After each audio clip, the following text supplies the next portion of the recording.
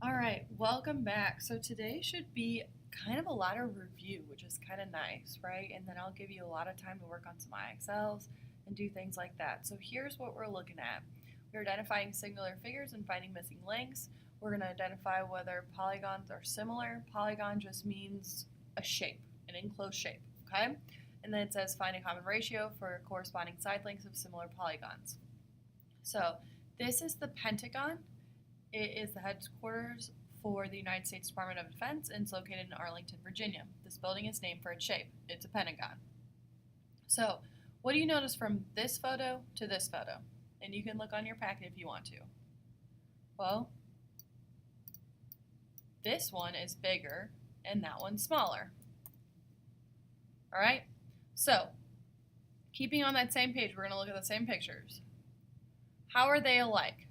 Well, they are the same building, just taken at a different angle. They are the same building, just taken at a different angle. How are they different? The top picture is larger than the bottom one.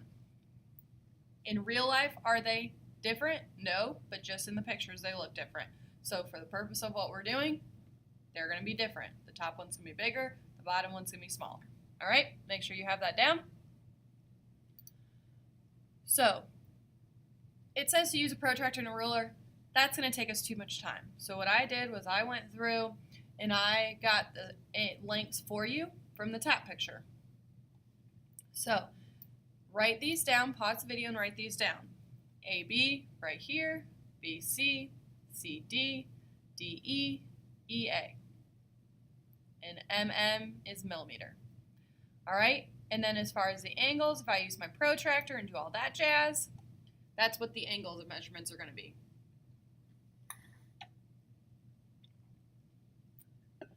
All right.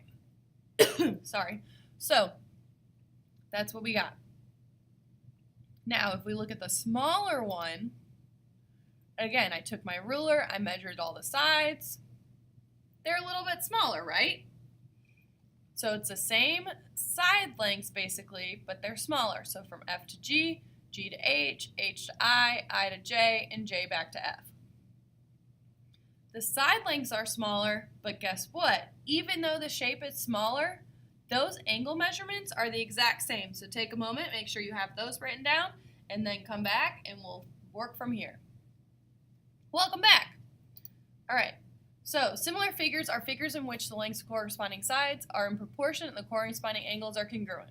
So then it says corresponding parts of similar figures are the sides and angles that are in relatively same position. So it says figures that are congruent. So congruent, we've talked about this before, that means equal. So this triangle is equal to that triangle. Okay? This side length is the same length as this one. This one is the same length as this one. Does that make sense? Kind of like we talked about with our lines, right? If it says that, if it has those lines on it, that means that they're the same size. And I'm putting 3 because I'm not sure if this side length is the same as this one. Okay? Whereas if you look at the other one, these are what we call similar. So we use this kind of like side S. That means similar. All right? So this side length is similar to this one. This one is similar to this one, so on and so forth. However, this angle and this angle, they're the same exact size. This angle and this angle, same exact size.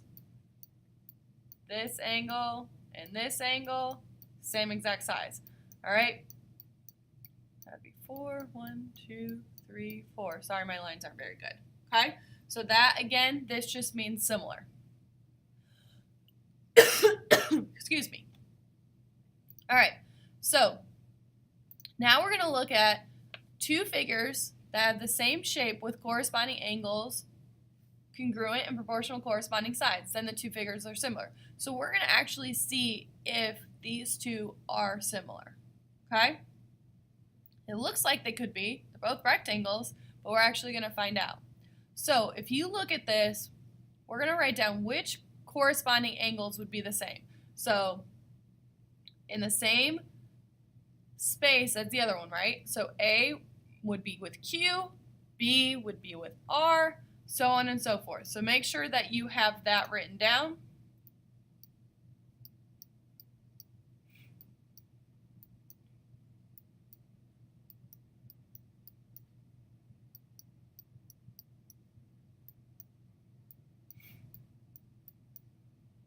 I'm doing a really bad job with my lines this morning, y'all. Sorry.